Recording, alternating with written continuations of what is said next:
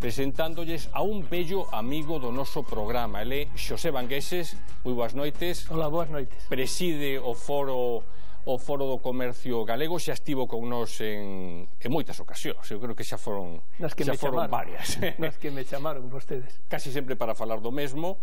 E nos vai acompañar Xosé nesta charla María Méndez. Que tal, María? Moi boas. Boas noites. O feito de que este aquí Xosé Vangueses é unha proba de que o tema dos horarios comerciais é algo recurrente que temos que seguir traendo aquí a nosa mesa de debate. Por que o traemos agora, Xosé? Porque acaba de producirse unha adaptación da lei galega a unha legislación estatal que a súa vez é tamén unha adaptación dunha legislación europea.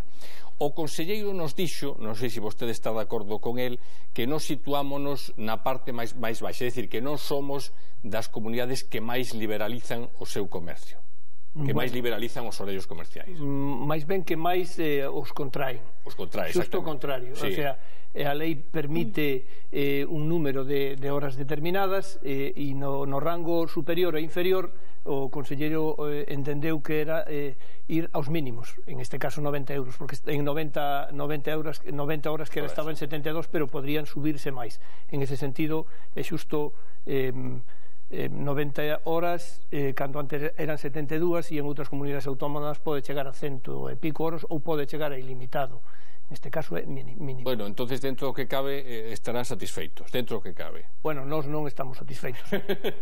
Non digo, estamos satisfeitos. Que podía ser peor. Bueno, efectivamente, podía ser peor. De todas maneiras, había un pacto de cabaleiros entre o sector e a Consellería nunha lei de horarios comerciais que había sido consensuada e aprobada no Parlamento, e agora, debido a esta circunstancia, que é unha circunstancia que tamén é cuestionable, que é unha lei europea que a fan os homes, e que esos homes proceden das comunidades autónomas e que proceden do goberno central e que son políticos, pois deciden de maneira unilateral en Europa facer unha nova lei liberalizadora dos horarios e poñen unhos rangos por debaixo e nunca por arriba, porque por arriba é a liberdade total. E a Consellería, sin consultar co sector e pensando de que é unha obligación por lei, pois toma esa determinación. Aquí o que temos que debatir cales son os argumentos que Europa... E cales son os argumentos que utiliza Europa? Europa argumenta que cantas máis horas estén abertas os comercios, máis posibilidades hai de vender. Nos pensamos que non. Nos pensamos que 72 horas na situación na que estamos e co consumo como está e en Galicia, que a experiencia que tuvemos, son suficientes. Eles consideran que son 90. Nos somos democráticos, aceptamos a normativa que nos impoñen, pero non estamos de acordo con ela. Nos entendemos que 72 horas son máis que suficientes, entendíamos, e que 90 horas o único que fan é provocar máis gastos no pequeno comercio e máis facilidades para as grandes superficies, para que teñan máis horas e para que os consumidores que en teoría teñen máis horas para comprar poidan ir seguramente máis ás grandes superficies e menos ao pequeno comercio, co cual é un grave perxuízo para nós. María. Sí, señor Vangueses, de todas formas, o que vostede refire de Europa, só hai 4 países en estes momentos que, digamos, que teñen máis restricción de horaria no comercio, non? 4 países, ademais, que están modificando, porque Francia está a punto xa de estrenar nova normativa. En Alemania o que fixeron foi delegar nos Länder para que decidan elos, etc. Só faltan 2 que teñen unha normativa máis restrictiva. E a oposición, cando se fala de liberdade horaria, a oposición ven sobre todo por aqueles núcleos conservadores que entenden que o domingo é un día para o descanso, en fin, para o culto religioso. E, sen embargo, no noso país, sempre, ustedes sempre, o pequeno comercio, se opoñen a apertura, pero xa é unha cousa consecutiva. Dende hai anos de que se veñen opoñendo sempre a que as grandes superficies queran, digamos, ampliar a súa apertura. Por que? Vamos a ver, porque nós entendemos que os argumentos non son máis horas, os argumentos son máis posibilidades de consumo. Máis posibilidades de consumo son que, por exemplo, no caso de Galicia, desde o ano 1990, desde o ano 2008 ao ano 2012, duplicouse o número de parados, por exemplo. Entón, Se se duplicou o número de parados, non vai haber máis consumo. Eu voulles a poñer un exemplo que creo que pode ser moi gráfico para todos ustedes e que pode recoller toda esta situación. E como vivo nunha vila mariñeira e como procedemos do mundo do mar, o exemplo é moi claro. Se na ría de Vigo, nun momento determinado, temos un número de peixes determinado e aí temos un número de barcos pescando.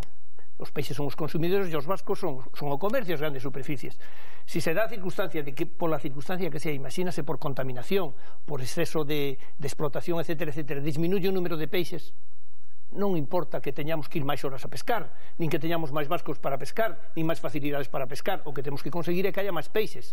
Que está pasando neste país? Eu vou falar de Galicia, que vivimos nunha situación determinada, nunha coyuntura determinada, nun país moi atomizado, donde hai moitas vilas pequenas, donde o comercio fai ciudade, donde o comercio é imprescindible para a supervivencia de moitos sectores como hostelería, etc., e outro tipo de...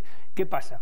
Si liberalizamos outro extremo de que impedimos de alguna maneira que os comerciantes sobrevivan porque teñen que ter uns horarios que non son capaces de controlar porque o nivel de gastos non lles dá para sobrevivir, o que facemos é pouquiño a pouco ir cerrando os comercios e ir levando a xente ás grandes superficies. É dicir, nós entendemos que esa lei europea o único que fai é darlle facilidades ás grandes superficies para pescar nun mar donde o consumo está así limitado a esa situación e donde non hai que ter máis barcos, o hai que ter é máis pescado. Eso é a razón fundamental pola que nos opoñemos, porque nos o que queremos é facilidades para o comercio, para poder comprar mercancía, é dicir, créditos, facilidades para abrir novos establecimentos pequenos, deso tamén podemos facer.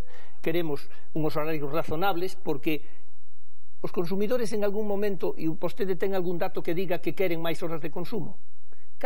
Por que se fai esa lei? En definitiva, porque hai unhos lobbies en Europa que son os que defenden a capa e espada a política do ultraliberalismo das grandes superficies para favorecer e levarse o pouco consumo xa que nos queda hacia esas áreas e cerrar os lobbies. Pois eu pregunto entonces por que non hai un lobby do pequeno comercio, porque non é somente o pequeno comercio galego, español, sino o francés, o alemán que estamos falando. Bueno, mire, porque tampouco hai sobres do pequeno comercio e hai sobres das grandes superficies que saliron por aí, é dicir, porque nós somos moi individualistas e non temos esa fortaleza, concretamente en Galicia, unha organización como a nosa non ten esa fortaleza para poder ter unha oficina con 6 personas ou 10 facendo opinión en Bruselas ou onde haya que estar, ou en Madrid, e para xestionar esos temas e para crear un estado de opinión que favorezca. Ahora, nin consumidores, nin asociacións de consumidores, nin a OCU en ningún momento, e se alguén o ten, que me diga, en ningún momento promoven nin máis horas de apertura nin máis grandes establecimentos. Máis ben o que se está buscando é o equilibrio. Aquí eu teño unha nota da OCU de Madrid donde apoia a apertura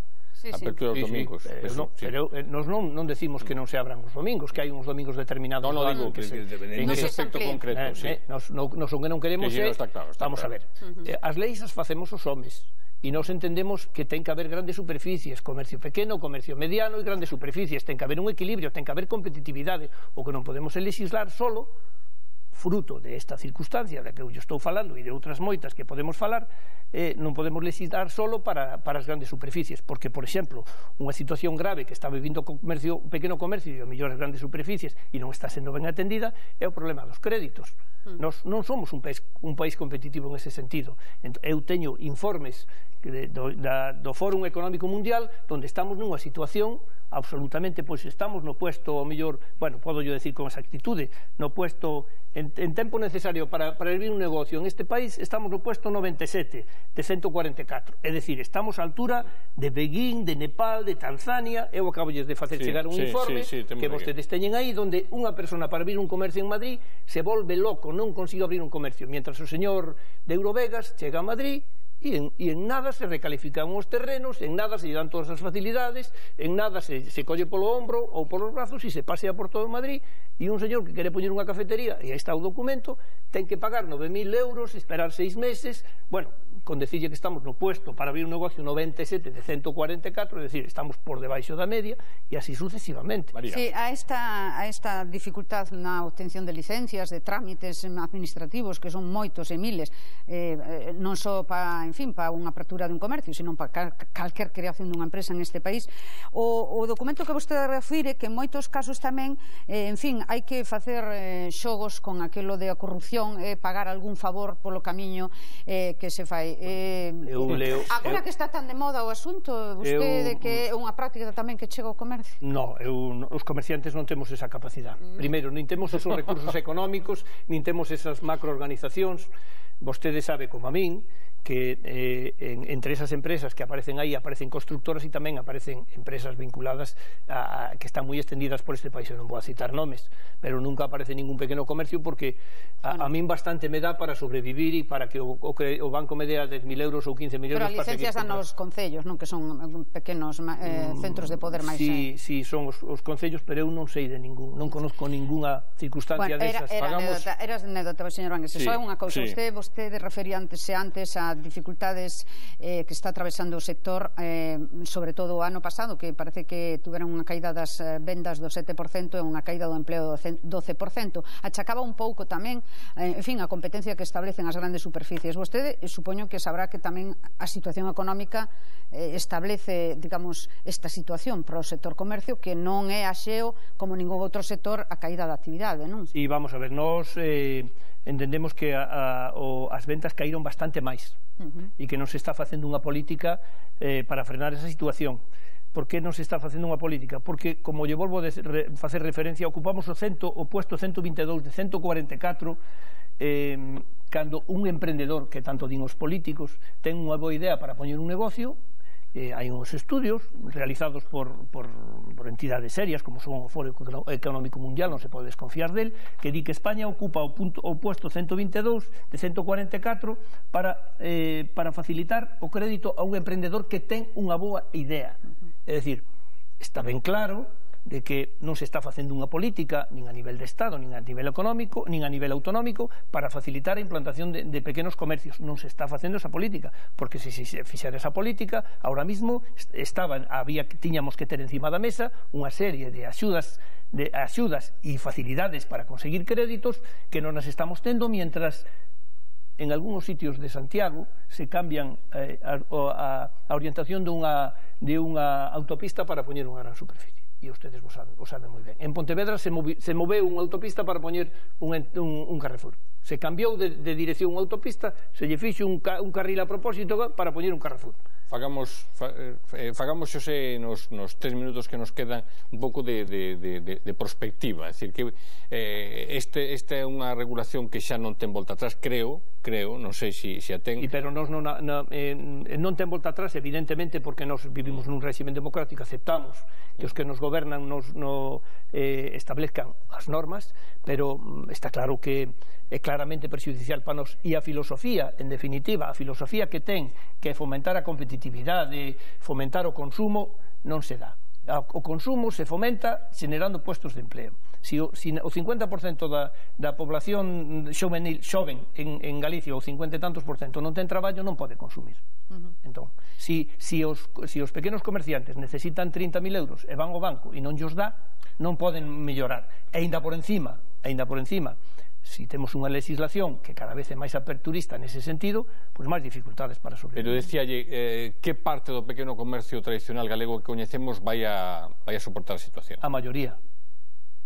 Os que son comerciantes vocacionales e están establecidos profesionalmente van a resistir. O que tamén se dá a circunstancia de que debido a esa situación de bonanza e aluvión tremenda, creceu moito comercio en vilas e en cidades, con unha perspectiva con moi poucos recursos económicos, moi pouco vocacional, e leva que agora non resista. A última pregunta que a ten María. Sí, un pouco de autocrítica. Breve, resposta breve tamén. Un pouco de autocrítica se a pode facer do sector, que evidentemente hai que acompañar en todas as grandes penurias que está a pasar, pero vostede cree que non falta moita especialización, digamos, moita mellora no sector do comercio tradicional? Evidentemente, non teño nada que decir. Teño que reconocer que hai un sector non importante, pero si un sector do comercio que necesita mellorar, pero outros que melloramos moito, porque eu son comerciante desde fai 30 e tantos anos, outro que melloramos moito, estamos pasando unha situación moi delicada